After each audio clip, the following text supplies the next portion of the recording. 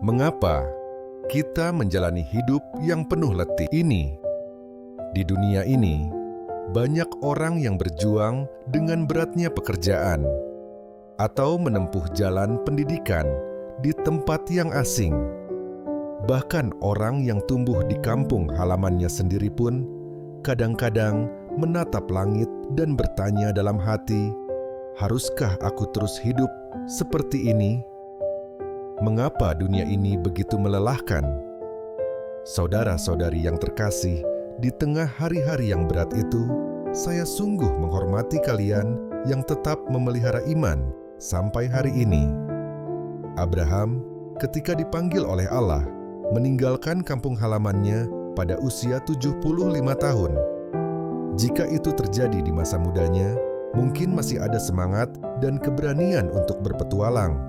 Tetapi di usia tua, meninggalkan segala yang sudah akrab dan pergi ke negeri asing adalah keputusan yang sangat sulit.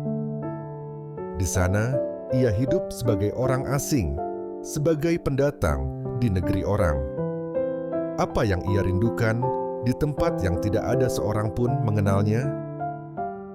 Abraham tahu bahwa ada tanah air yang lebih baik daripada yang telah ia tinggalkan.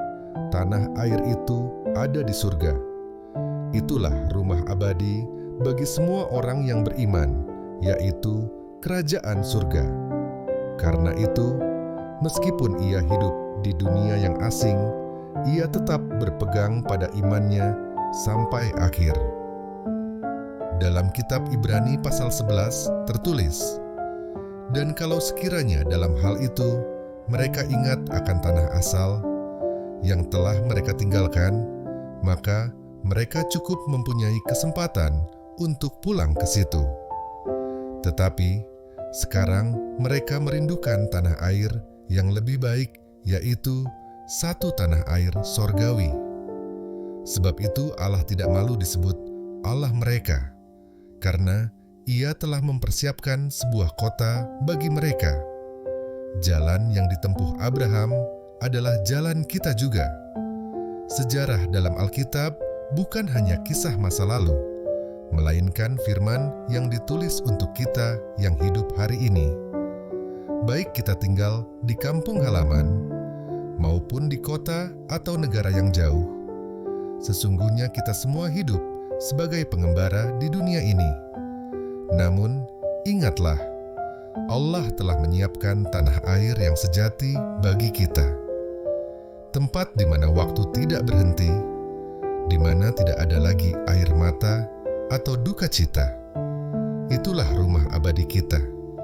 Tempat yang harus kita rindukan, yang benar-benar menjadi kerinduan hati kita, adalah tempat itu. Bagi kalian yang sedang letih karena beban hidup, bagi kalian yang berada dalam penderitaan dan air mata yang tak terucapkan, Tuhan mengetahui isi hati kalian. Ketika air mata menetes di mata kita, Dia menghibur kita dengan firman-Nya.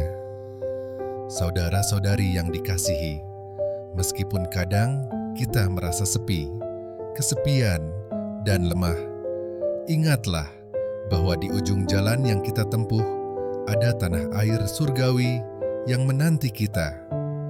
Kiranya iman ini menopang langkahmu hari ini, dan damai sejahtera Allah menyertai hidupmu selalu.